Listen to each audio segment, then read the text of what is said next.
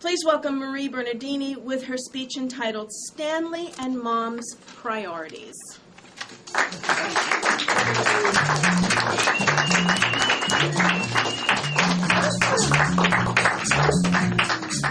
Good morning, Madam Toastmasters, and many welcome guests. I grew up with very exact ideas on how to live. Waste not, want not was the second golden rule. My mom raised 7 kids, so she had to stretch every dollar around the block. My mom measured everything in roast beefs. She would say things like, "That dress is way too expensive. I could buy 4 roast beefs for that." She said this like everyone knew this international form of currency.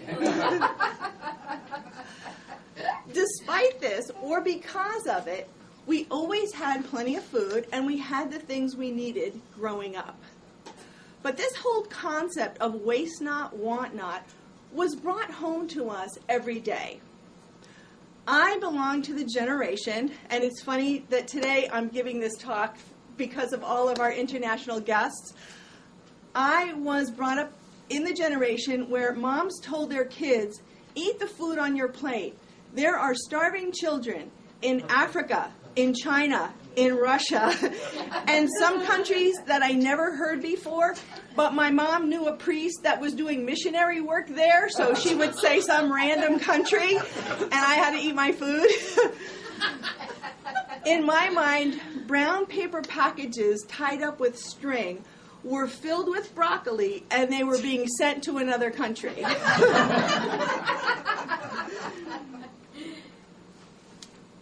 In my childhood, we did not have homeless people. We had hobos. And it was a rare thing in my neighborhood to have hobos, but Stanley was part of my childhood landscape for about 2 years. He was a friendly, scruffy man who looked taller when I was a kid, but he was only about 5'8". He had salt and pepper hair, and he had a very scruffy gray beard, and probably he only got to shave maybe once a month. Stanley always said hi to us when he came by. He was super friendly to the kids. "How you doing? What's going on?" He usually smelled of alcohol. And some days when he chatted with us, you could understand him perfectly, and some days not so much. He'd kind of slur his words, but whether he was drunk or not, he always stopped to talk to us. I liked seeing Stanley. Part of me admired him. He didn't go to work, he had no homework, he had no chores, and his time was completely his own.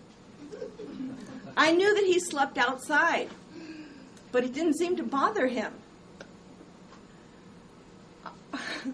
The thing about Stanley that I actually envied was that Stanley had a brand new, almost brand new baby stroller. It was gorgeous. And he didn't keep it piled high with junk.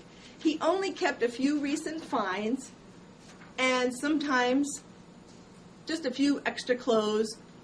But here was this baby stroller, and I thought it would be perfect for my dolls. Stanley was not interested in making a trade. I asked him on more than one occasion. That stroller was his. One day when Stanley was especially tipsy, he fell in the front of our house and banged his head. I ran into the house and I was so fretful and said to my mom, "Stanley's been hurt. You have to come and help him." She came running out and saw Stanley on the ground. Stanley had some blood on his forehead. He was disoriented. My mom went right to him and said, talked to him, got him to sit up, got him to stand, walked him over to, we had a ledge, a little low fence there. It was a garden ledge. She sat him down, and she said to us kids, "Wait with him, I'll be right back."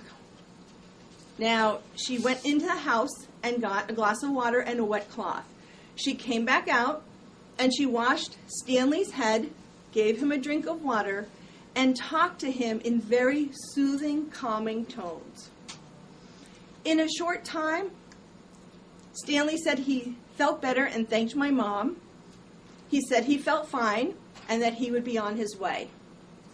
Now, I was very anxious and said, Mom, don't let him go yet.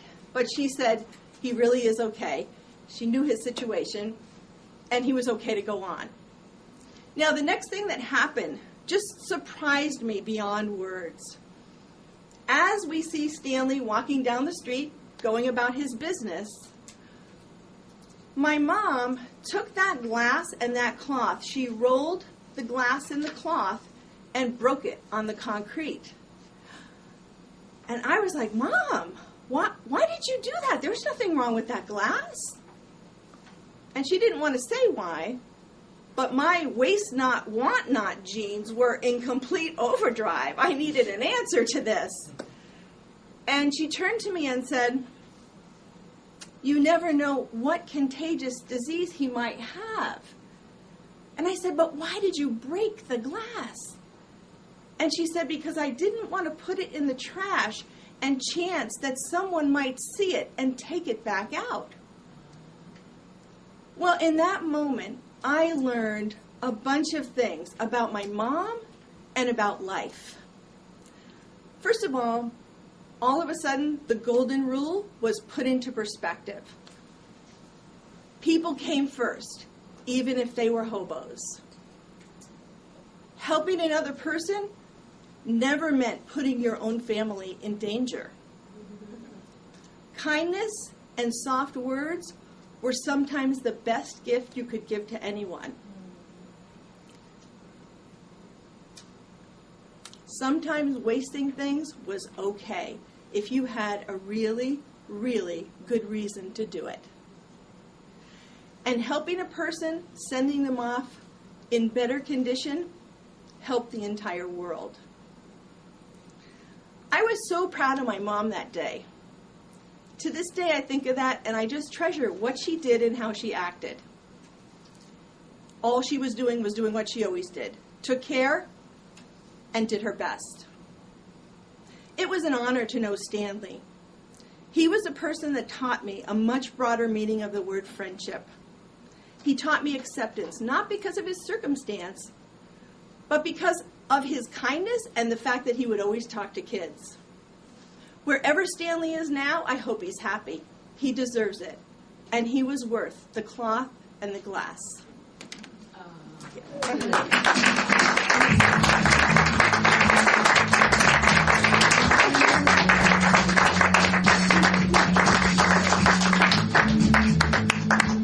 Thank you, Marie.